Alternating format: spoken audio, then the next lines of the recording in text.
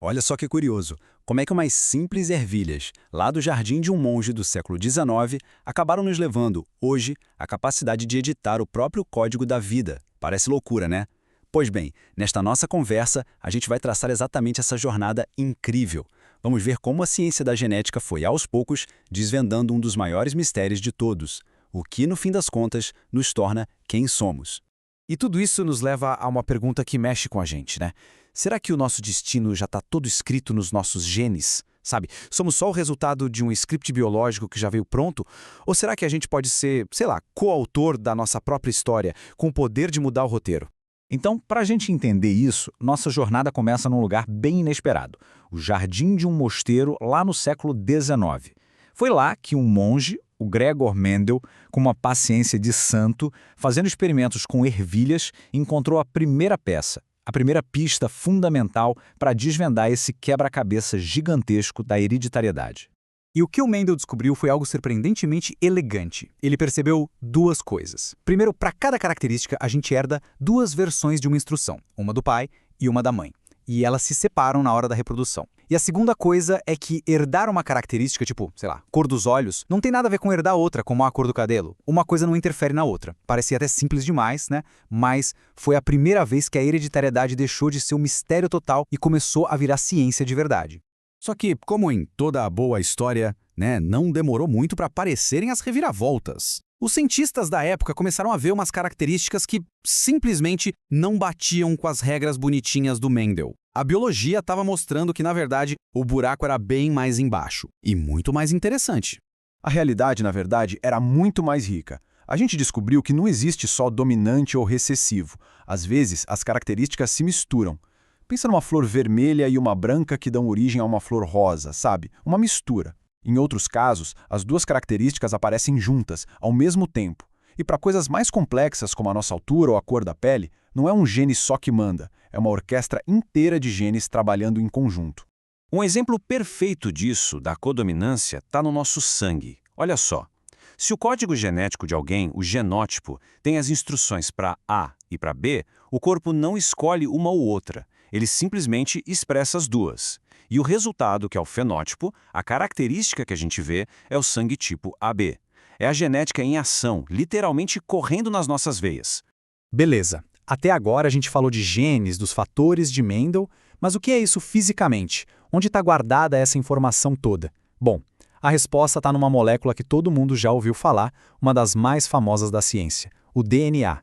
Tá, mas como é que essa informação vira ação? Pensa o seguinte, o DNA é o grande livro de receitas da vida, com todas as receitas possíveis. Para fazer uma coisa, a célula não pega o livro inteiro. Ela é esperta. Ela faz uma cópia de uma única receita. E essa cópia é o RNA. Aí, essa cópia é lida na cozinha da célula para criar a proteína, que seria o prato final. A proteína é que faz o trabalho, que constrói a característica real. É esse fluxo que transforma um código escrito em vida de verdade.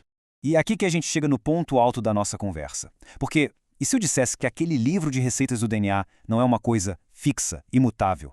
E se ele estivesse numa conversa constante com o mundo à nossa volta? Pois é, essa descoberta mudou absolutamente tudo que a gente pensava sobre genética. O nome dessa revolução toda é epigenética.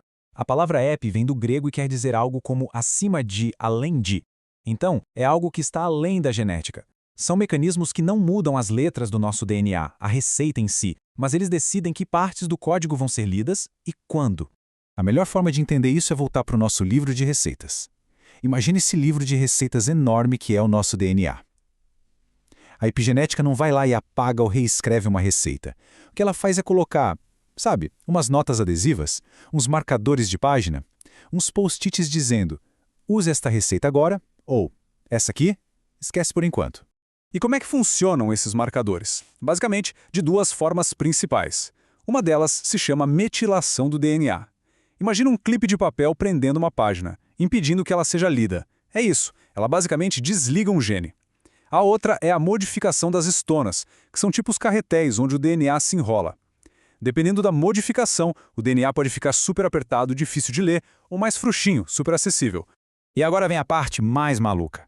Sabe quem é que escreve essas notas e coloca esses marcadores? A gente. O nosso estilo de vida. A comida que a gente come, o estresse que a gente passa, a poluição do ar que a gente respira, Tudo isso pode adicionar ou remover esses post-its no nosso livro de receitas genético, mudando completamente quais genes são ligados ou desligados ao longo da nossa vida. Bom, e se a gente já chegou a entender como ler e influenciar o código genético, qual seria o próximo passo?